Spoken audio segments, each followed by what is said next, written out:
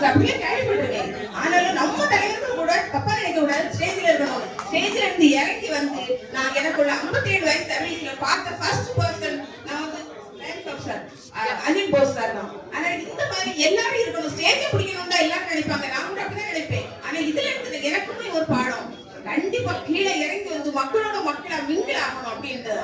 நானும் அனில் போஸ் சாரும் எனக்கும் ஒரு ஒற்றுமை உண்டு. 40 வருஷம் சொன்னீங்க, நானும் 40 வருஷம் தான். ஆனா இன்னைக்கு வரைக்கும் நான் காங்கிரஸ் பார்ட்டியை தவிர எந்த பார்ட்டி என்னைக்குமே நினைச்சே பார்த்தது இல்லை. சார் ஒரே ஒரு கொஸ்டின், நீங்க வந்து நேட்டிவ் பேசும்போது சொன்னீங்க, தமிழ் மனசுல நேட்டிவ் பேசும்போது நீங்க சொன்னீங்க 6 பேர் எழுதி கொண்டு போனோம் ஒவ்வொரு இடத்துக்கும். அப்போ வந்து கிழக்கு மாவட்டம், ஈஸ்ட் வெஸ்ட், நீங்க கார்பரேஷன், அப்போ 3 இதுக்கு நீங்க 6 பேர் கொண்டு போவீங்க அப்படிதானே? நேற்று நீங்க சொன்னீங்க எஸ்சி 1ன்னு சொன்னீங்க. ஆனா மகளிரை பத்தி நீங்க சொல்லவே இல்லை. மகிழா வேற, மகளிர் வேற. மகளிர் இல்லாம இந்த கூட்டத்துல நாங்க எல்லாரும் எழுப்பிட்டு அந்த கூட்டம் எப்படி இருக்கும் சார்? கண்டிப்பா நீங்க வந்து மகளிருக்கு இந்த 3ல ஒரு கண்டிப்பா ஒதுக்கி தருவீங்கன்னு உங்கள்கிட்ட தாழ்மையா கேட்டுக்கிறேன் சார். கண்டிப்பா.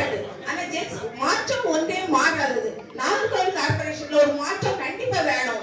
நான் எல்லாத்துக்கும் முன்னால வச்சு சொல்றேன், தைரியமா சொல்றேன், யாருக்கும் பயப்பட வேண்டியது இல்லை. ராகுல் காந்திக்கு, நேருக்கும், இந்திரா காந்திக்கு நான் பயப்படணும். நான் வந்து ஏற்று கேட்டுன்னு சொன்னா எனக்கு நீங்க தாராளமா தாங்க சார். 100க்கு 100 உயிரை விட்டு நான் கண்டிப்பா இந்த நாகர்கோவில் கார்பரேஷனை